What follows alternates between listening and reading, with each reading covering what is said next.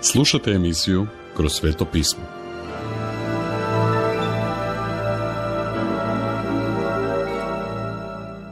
Poštovani slušatelji, u prošloj smo emisiji pogledali kako je oslanjanje samo na sebe štetno i kako umjesto toga trebamo vjerovati i ovisiti o Bogu. Okrenimo se danas 22. poglavlju knjige Mudrih izreka. Stih 1 naglašava vrijednost dobrog glasa i da budemo dijete Božje u odnosu na bogatstvo i materijalne posjede. Vaša reputacija proizlazi iz onoga što sami napravite unutar zajednice.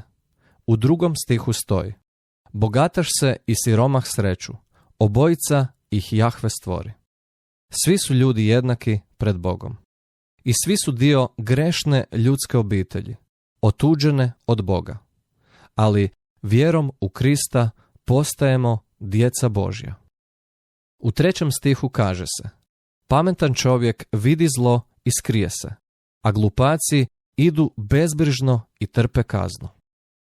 Poštovani prijatelji, važno je zapamtiti da se pripremate ne samo za svoju buduću materijalnu udobnost, već i za vječnost. Oni koji ne uspiju planirati vječnost su ludi. Presudni korak da ne budemo glupi je osloniti se na Isusa Krista, koji je došao kako bismo vi i ja mogli imati vječnost s njime. Stihovi 6 i 15 govore o tome kako treba odgajati dijete. Ne smijete odgajati dijete na način na koji mislite da treba ići, nego na način na koji Bog želi da ide. Potrebna je disciplina, ali moramo biti vrlo oprezni da ne izazovemo ljutnju naše djece kada smo ljuti zbog nečega što su učinili. Stih 28 kaže: ne pomiči prastare međe koje su postavili oci tvoji. Danas su modernizam i liberalizam uklonili razliku između doktrina i kršćanske vjere. Stoga, trebali bismo se vratiti biblijskim rješenjima i drevnim orijentirima koji su našu naciju učinili velikom, umjesto da tragamo za fiziološkim i psihološkim rješenjima. Zašto? Zato što su dobri stari orijentiri vrlo jasni i daju vam do znanja smjer u kojem idete. Stih 29 kaže: jesi li vidio čovjeka vič na poslu svom? Takav ima pristup kraljevima i ne služi prostacima. Poštovani slušatelju, Bog nagrađuje marljivost i onoga koji želi dobro raditi. Nije stvar u količini posla koji obavljate ili u ljudima koje poznajete. Radi se o tome da budete vjerni onome na što vas je Bog pozvao, čak i u malim stvarima, kao što je majka vjerna svom djetetu. Bog obećava da će nas nagraditi za našu poslušnost, onome na što nas poziva.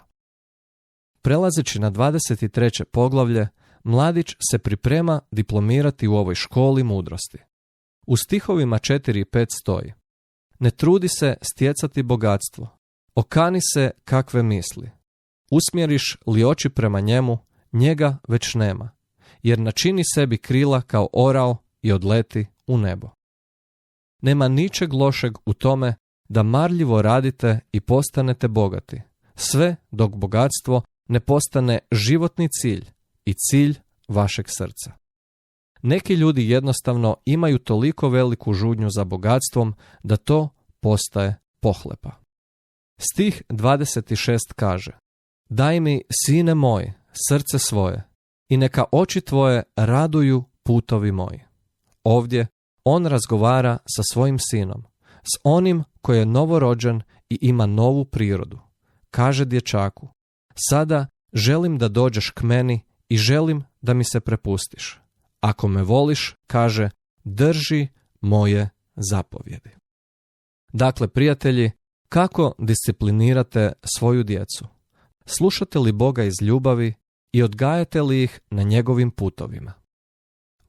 Ovime završavamo naše učenje o 22. i 23. poglavlju knjige Mudrih izreka. Za više informacija posjetite web stranicu www.ttb.org. Srdačan pozdrav i do slušanja.